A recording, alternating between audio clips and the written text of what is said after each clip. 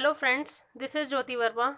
Today I am going to start with Gender, School and Society, जिसके हमने कुछ points पहले की वीडियोस में पढ़े और आज हम पढ़ेंगे वुमेन एम्पावरमेंट यानी महिला सशक्तिकरण।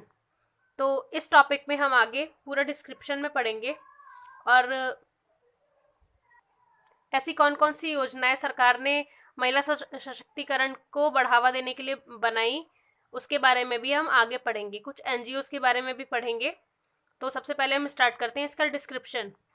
Women empowerment refers to making women powerful to make them capable of deciding for themselves. मतलब वुमेन एम्पावरमेंट क्या है, महिला सशक्तिकरण क्या है, ये किसको रेफर करता है? ये रेफर करता है कि जो महिला है वो पावरफुल बने और उसके अंदर इतनी कैपेबिलिटी हो, इतनी उसके अंदर क्षमता हो कि वो अपने लिए, खुद के लिए डिसीजन ले सके। महिला है तो महिला के लिए डिसीजन ले सके या अपने लिए डिसीजन ले सके। उसके पास राइट्स हों हर तरीके के कि वो अपने लिए क्या करना चाहती है या समाज में किस तरह जीना चाहती है, उसके खुद के राइट्स उसके हों। Women have suffered. वुमेन ने पहले, मतलब हमने देखा है कि आज़ादी से पहले या अर्लियर हम इंडिया में देखें, जो एंशियंट हिस्ट्री है हमारी, उसमें भी वुमेन्स ने बहुत सफ़र किया है। वुमेन्स के पास कोई राइट नहीं हुआ करते थे। Women have suffered a lot. उसने बहुत ज़्यादा सफ़र किया है। Through the year of the hands of man, मतलब किसके? मेंस की वजह से। मेंस उनके ऊपर इतना शासन रखते थे, इतना उनको दबा के रखते थे कि वो अपने राइट्स के बारे में जानती तक नहीं थी। उनको अवेयरनेस थी नहीं, इतनी अवेयर वो थी ही नहीं कि उनके पास भी राइट है। पढ़ने का राइट है, law of property, right of property है, या जॉब करने का राइट है कि हम भी कुछ कर सकते हैं, पढ़ लिख कर कुछ बन सकते हैं। इन सब चीज़ों के बारे में उन्हें कुछ नहीं पता था। वो सिर्फ घर में रहना जानती थी और उन्हें ये पता था कि हमें अपने फैमिली वालों को किस तरीके से सुरक्षित रखना है, क्या क्या उनके लिए करना है, लेकिन सिर्फ घर में रहकर ही। और उनको लगता था कि उनका, मतलब ये सब करके उन्हें पुण्य मिलेगा कि हम अपने हस्बैंड की सेवा कर रहे हैं, अपने सास ससुर की सेवा कर रहे हैं, या फिर अपने घर को बहुत अच्छे से संभाल रहे हैं। ये बहुत अच्छी बात है उनके लिए। लेकिन उन्हें ये नहीं पता था कि उनके पास भी पढ़ने लिखने के राइट हैं, कि वो आगे बढ़ सकती हैं, किसी जॉब में जा सकती हैं या कोई ऑफिसर बन सकती हैं। नेक्स्ट है इन अर्लियर सेंचुरीज, मतलब पहले की जो सेंचुरीज थी, अर्लियर मतलब प्राचीन काल में, they were treated as almost non existent. मतलब मैन जो थे वो किस तरीके से वुमेन को ट्रीट करते थे कि जैसे उनका कोई अस्तित्व ही नहीं है। मतलब होना तो अलग बात है, वो बिल्कुल ना के बराबर ही होता था कि उनके पास कोई राइट है ही नहीं, उनका होना ना होना बराबर है। As if all right belonged to men, even something as basis or as voting, as women were not allowed to make decision for them। तो जो वोमेन होती थी उस टाइम पर, उनको कोई भी अलाउंस, ऐसा कुछ भी अलाउ नहीं था उन्हें कि वो किसी डिसीजन में बोल सकती हैं या अपने खुद के लिए कोई डिसीजन ले सकती हैं। Women empowerment came in like a breath of fresh air. Women empowerment क्यों आया, क्यों लाया गया वुमेन एम्पावरमेंट, क्यों इसकी जरूरत पड़ी? ताकि जो लेडीज हैं वो फ्रेश एयर में सांस ले सकें, मतलब वो खुलकर जी सकें। इट मेड देम अवेयर, मतलब उनको ये वुमेन एम्पावरमेंट क्यों आया? उनको अवेयर करने के लिए उनके राइट्स के बारे में।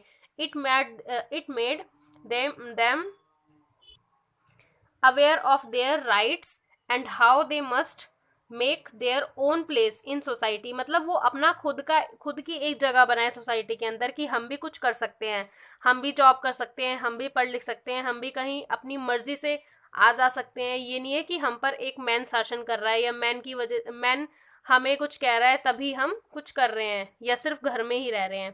Then depending on a man, मतलब डिपेंडेंसी खत्म हो एक मैन के लिए, मैन की वोमेन खुद अपने ऊपर डिपेंड हो।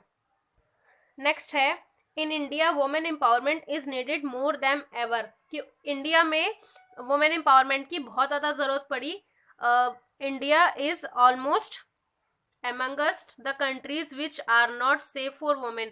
इंडिया एक ऐसी कंट्री है जो उन कंट्रीज में से आती है जिनमें वोमेन्स सेफ नहीं है, अनसेफ फील करती हैं। There are various reason for it, मतलब इसके लिए बहुत से ऐसे रीजंस हैं। Firstly, women in India are in danger of honour killing. तो किलिंग के लिए भी वोमेन इंडिया में अनसेफ हैं।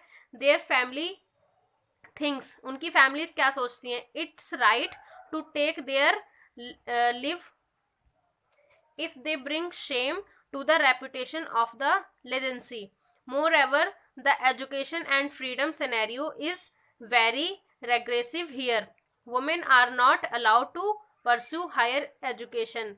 तो सारा इन सब का निचोड़ क्या है कि वुमेन को बाहर नहीं जाना, अगर कोई लड़की घर में पैदा हो रही है तो उनके लिए शेमफुल है कि लड़की पैदा हो गई, उसके लिए पहले के टाइम पे भ्रूण हत्या भी बहुत होती थी कि पहले से ही चेकअप हो जाया करता था कि लड़की है या लड़का, और लड़की को मार दिया जाता था। लेकिन धीरे धीरे ये चेंज हुआ, थिंकिंग चेंज हुई लोगों की। उसके बाद किस चीज में चेंजेस लाने थे कि लोगों को हायर स्टडीज में नहीं, लड़कियों को हायर स्टडीज में जाने के लिए रोका जाता था कि वो हायर स्टडीज में नहीं जा सकती, तो उस चीज में इम्प्रूवमेंट हुआ। तो अब धीरे धीरे 21st सेंचुरी में हम देख रहे हैं कि अब लड़कियां बराबरी से मतलब शिक्षा हासिल कर रही हैं, उनको जो कोर्स चाहिए वो उसमें एडमिशन ले रही हैं और आगे पढ़ भी रही हैं, ऑफिसर्स भी बन रही हैं, कंपनीज में भी काम कर रही हैं, अपने हिसाब से जॉब कर रही हैं, अपने हिसाब से अपनी लाइफ को जी रही हैं, अपने खुद के ऊपर डिपेंड है। दे आर मैरिड अर्ली, पहले लड़कियों की शादी बहुत जल्दी कर दी जाती थी और अब अपने हिसाब से जो एज उनको सुइटेबल लगती है उस एज में वो शादी करती हैं। The men are still dominating, लेकिन मैन जो है वो अभी भी डोमिनेटिंग है, अभी भी पुरुष प्रधान समाज है हमारा।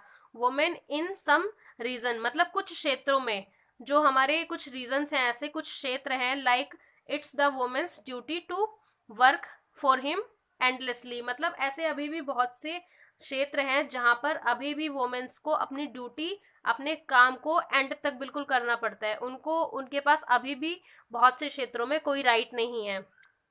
They do not let them go out, उनको कोई भी बाहर जाने नहीं देता, मतलब जो मैन है वो उनको बाहर जाने नहीं देते,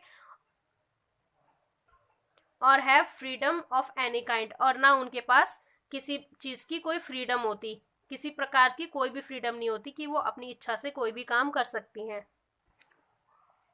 नेक्स्ट हम देखेंगे कौन कौन सी ऐसे प्लान्स या कमीशन हमारी गवर्नमेंट ने बनाए हैं लड़कियों के लिए या वुमेन एम्पावरमेंट के लिए। हेयर इज सम एनजीओज, यहाँ कुछ एनजीओज हैं एंड कमिटीज हैं who focuses on improving the lives of women. So first है बेटी बचाओ बेटी पढ़ाओ योजना। ये कहाँ लॉन्च हुई?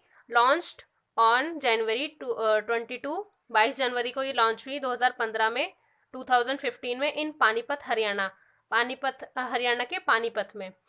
It aim to generate awareness and also improve the efficiency of welfare services for the girl child. इस policy का, इस योजना का क्या काम था कि अवेयरनेस फैलाना और इम्प्रूव करना गर्ल चाइल्ड का, मतलब जो बर्थ होता है, पहले लड़कियों को मार दिया जाता था तो उनकी बर्थ को और बढ़ाना, क्योंकि हरियाणा में लड़कियों की संख्या बहुत कम थी और लड़कों की ज्यादा थी। The initial aim of the champion was to address the decline child sex ratio CSR but has come to include gender biased sex selective elimination and propagating education survival and protection of the girl child. मतलब ये क्यों बनाया गया बेटी बचाओ बेटी पढ़ाओ? इसमें girl child को protect करने के लिए ये योजना बनाई गई। कहाँ बनाई गई? 22 जनवरी 2015 को पानीपत में, हरियाणा के पानीपत में। सेकेंड योजना बनी महिला शक्ति केंद्र, जिसको गवर्नमेंट ने बनाया। द गवर्नमेंट लॉन्च्ड द महिला शक्ति केंद्र इन 2017 में ये योजना बनी टू एम्पावर रूरल वुमेन, मतलब जो ऐसे क्षेत्रों में, रूरल एरियाज में जो वुमेन्स थी उनके लिए अपॉर्चुनिटीज और उनकी स्किल्स को डेवलप करने के लिए ये योजना बनाई गई। उनके अंदर लिटरेसी यानी साक्षरता लाने के लिए, digital literacy, health and nutritions. Third है हमारे पास सुकन्या समृद्धि योजना, जिस योजना को बनाया गया। द सुकन्या समृद्धि योजना is a government backed saving scheme for girl child. The account can be open at any India post office, और मतलब किसी भी पोस्ट ऑफिस में ये अकाउंट खुल सकता है। गर्ल चाइल्ड स्कीम है ये। इंडिया पोस्ट ऑफिस और a branch of an authorised commercial bank anything between the birth of the girl child and till the age of 10 by a parents or guardian। Next हम इसी type के कुछ योजनाओं को, कुछ प्लान्स को और देखेंगे, जिसमें फोर्थ है one stop centre scheme, fifth है हमारा वुमेन हेल्पलाइन स्कीम, सिक्स्थ है उज्ज्वला, सेवंथ है महिला ई-हार्ट, एट्थ है हमारा निर्भया, नाइन्थ है support to training and employment programme for women STEP, and last one है हमारा वर्किंग वुमेन हॉस्टल। तो ये हमारे कुछ प्लान्स थे और हमने पढ़ा इसमें वुमेन एम्पावरमेंट के बारे में। सो यहाँ हमारा ये वीडियो खत्म होता है। Thank you so much for watching this video. मेरा वीडियो पसंद आया हो तो लाइक करें, सब्सक्राइब करें, कमेंट करें एंड शेयर करें।